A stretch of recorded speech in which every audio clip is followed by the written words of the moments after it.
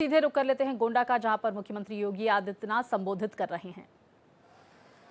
श्री करण भूषण सिंह जी,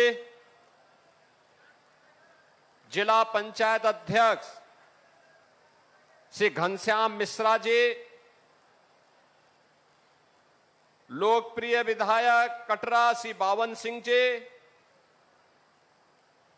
लोकप्रिय विधायक करनेलगंज से अजय सिंह जी, लोकप्रिय विधायक विनय कुमार द्विवेदी जी, लोकप्रिय विधायक श्री प्रेम नारायण पांडे जी, लोकप्रिय विधायक श्री प्रभात कुमार वर्मा जी, विधान परिषद सदस्य श्री अवधेश कुमार सिंह जी, भारतीय जनता पार्टी के जिला के अध्यक्ष, अन्य सभी पदाधिकारीगण, भारी संख्या में करनेलगंज और कटरा विधानसभा क्षेत्र से उपस्थित बहन और भाइयों, आदिशक्ति मां पाटेश्वरी, मां बाराही देवी, मां खैरा भवानी, बाबा दुख हरणनाथ के दिव्य आशीर्वाद से आलोकित मां सरयू के आंचल में बसी हुई, ऋषि मुनियों की साधना से पावन इस धरा को कोटि कोटि नमन करते हुए देश की आजादी के लिए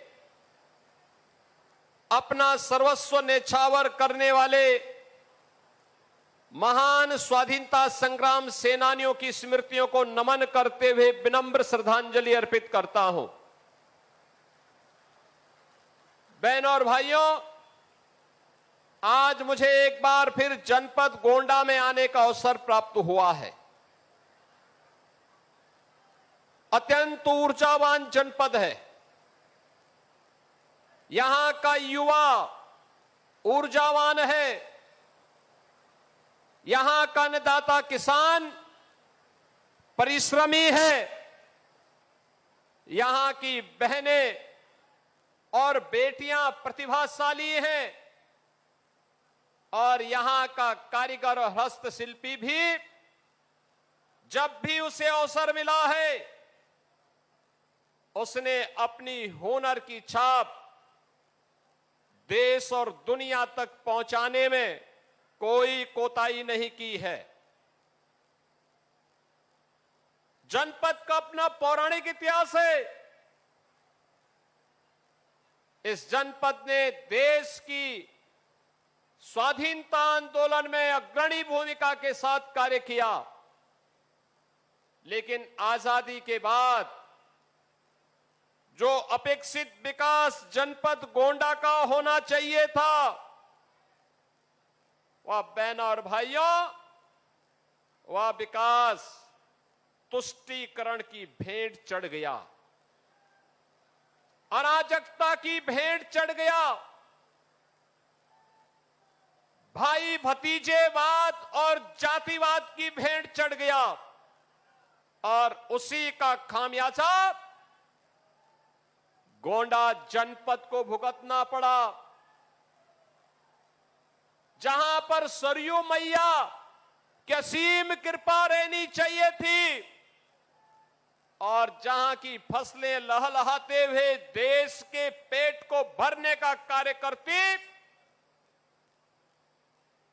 एक नियोजित प्रयास के अभाव में वह जनपद पिछड़ता गया और एक समय ऐसा भी आ गया था जब उत्तर प्रदेश के अन्य जनपदों की भांति ही गोंडा के नौजवानों के सामने भी पहचान का संकट आ खड़ा हुआ। पहचान का संकट, जहां पर अपने प्रदेश में तो नौकरी रोजगार नहीं, लेकिन जब इससे बाहर भी जाते थे तो नाम सुनते ही अन्य जनपदों के लोग, अन्य प्रदेशों के लोग 10 कदम दूरी बना करके चलते थे। लोगों को लगता था कि पता नहीं कौन ये व्यक्ति है, क्या करके आया है। आज मैं कह सकता हूं, पिछले 12 वर्ष में प्रधानमंत्री मोदी जी के नेतृत्व में और पिछले 9 वर्षों में डबल इंजन की भाजपा की सरकार ने प्रदेश के विकास के लिए जिन कार्यक्रमों को अपने हाथों में लिया है, आज उसके परिणाम आप सबके सामने देखते हुए बन रहे हैं। अब आपको पहचान के लिए मोहताज नहीं होना होता है। अब आप देश के अंदर कहीं जाएंगे, कहीं भी आप जाएंगे, यूपी का नाम आते ही सामने वाले का चेहरा खिलता है और उसको लगता है जो आपसे 10 कदम दूरी बनाता था, आज वह आपको गले लगाने के लिए उतावला दिखाई देता है। आज आप गोंडा से बाहर किसी जनपद में जाएंगे, आज वह आपसे दूरी नहीं बनाता है, आज वह मित्रवत व्यवहार करता है, क्योंकि उसे मालूम है अयोध्या के बगल वाला जनपद गोंडा ही है। भगवान श्री राम के असीम कृपा प्राप्त करनी है तो गोंडा के नौजवानों के साथ दोस्ती करो, मैत्री करो, भगवान की अनुकंपा भी प्राप्त हो जाएगी। बहनों और भाइयों, आज यूपी के नौजवानों को नौकरी मिल रही है, सरकारी नौकरी भी। यूपी पुलिस में जब भर्ती हुई थी 60,244 भर्ती, सैकड़ों नौजवान गोंडा जनपद के भर्ती हुए थे। गोंडा के नौजवान भर्ती हुए थे, बहराइच के नौजवान भर्ती हुए थे, श्रावस्ती और बलरामपुर के नौजवान भर्ती हुए थे। आज कोई भी सरकारी भर्ती आती है, मैं नियुक्ति पत्र देने के लिए जाता हूं, उससे पहले पूरी सूची देखता हूं। मुझे अच्छा लगता है कि गोंडा का नौजवान भी अब सरकारी नौकरी प्राप्त कर सकता है, बिना भेदभाव के प्राप्त करता है। अब निवेश केवल गौतम बुद्ध नगर, नोएडा में और गाजियाबाद और मेरठ में नहीं हो रहा है, अब निवेश गोंडा में भी हो रहा है। गोंडा में भी निवेश होकर के यहीं के नौजवानों के लिए रोजगार भी ला रहा है।